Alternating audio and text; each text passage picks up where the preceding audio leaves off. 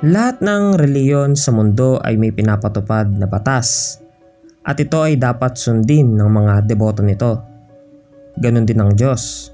Kanyang ipinagbabawal ang paghamon sa kanyang kapangyarihan at otoridad. Kahit gaano ka pa kayaman at katanyag sa mundong ito, hindi ito lisensya para isipin na masigit ka pa sa Diyos.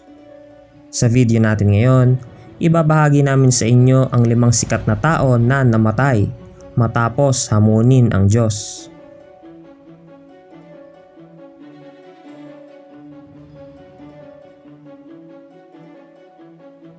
Number 5. Marilyn Monroe. Isa sa mga pinakasikat na Hollywood celebrities ng kanyang panahon si Marilyn Monroe. Taglay niya ang kagandahan at talento.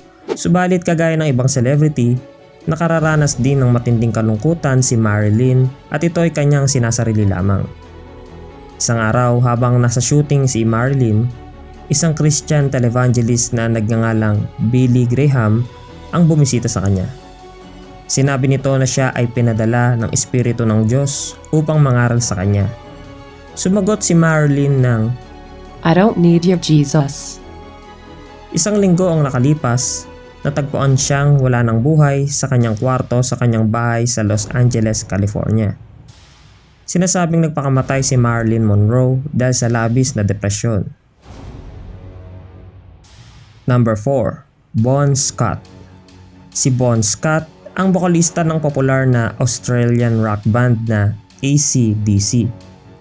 Nasa kasagsagan ng kasikatan ang banda nang palitan ni Bon Scott si Dave Evans bilang lead singer ng banda noong 1974. Mahusay siyang sumulat ng awitin at ito ay kanyang ipinakita sa kanilang album na inilabas noong 1979. Highway to Hell, ang pangunahing awitin ng album na talaga namang pumatok at lalong nagpasikat sa kanya. Isa sa mga lyrics ng kanta ay, "Don't stop me. I'm going down all the way. Down the highway to hell."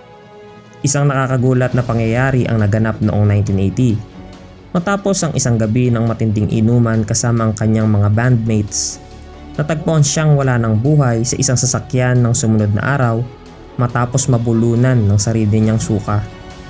Alcohol poisoning ang sanhi ng kanyang kamatayan. Number 3. Tancredo Neves. Hinangaan ng lahat, lalo na ng mga mamamayan ng Brazil, si Tancredo Neves, nang ito ay tumakbo bilang presidente at labanan ang rehimeng militar ng Brazil. Noong kanyang kampanya, sinabi niya na, "If I got 500,000 votes from my party, even God would not unseat me as president."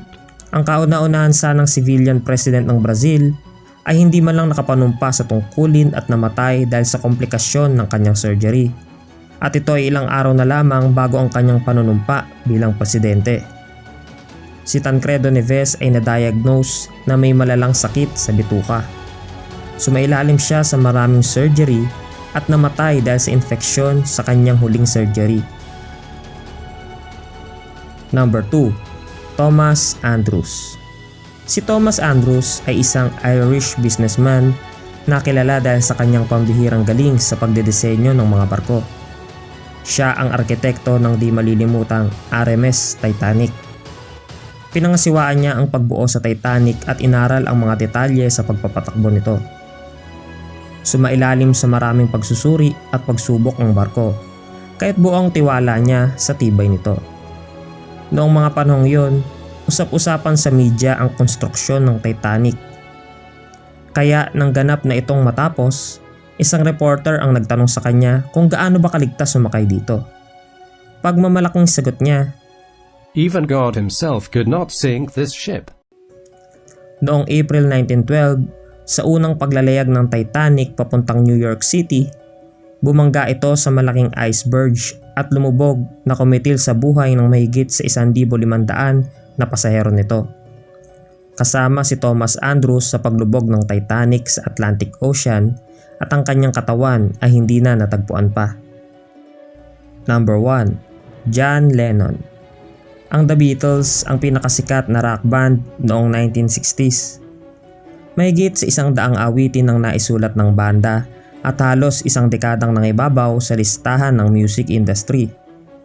Isa si John Lennon sa mga hinahangaang miyembro nito, lalo na ng mga kababaihan. Noong 1966, sa kanyang interview sa isang American magazine, sinabi niyang, Christianity will end, it will disappear. I do not have to argue about that. I am certain. Jesus was okay, but his subjects were too simple. Today we are more famous than him. Maraming tao ang hindi natuwa at nagalit sa kontrobersyal na pahayag na ito ni John Lennon. At kahit pa na-disband na ang The Beatles noong 1970, hindi pa rin ito makalimutan ng marami. December 8, 1980, binaril si John Lennon ng 5 beses sa harap ng kanyang bahay sa New York City. Ang salarin ay nagngangalang David Chapman, isang born-again Christian at dating tagahanga ng banda. Hindi umano nito nagustuhan ang paraan ng pamumuhay ni John Lennon, lalo na ang pahayag nito tungkol sa Diyos. Coincidence lang ba or kaparusahan talaga ito ng Diyos? Anong masasabi nyo? Share nyo lang sa comment section below. Salamat sa panonood nyo ng videong ito. Kung nagustuhan nyo ang videong ito, mag-subscribe na at huwag kalimutang i-push ang notification bell para hindi nyo ma-miss ang mga future uploads namin. Salamat! See you next time!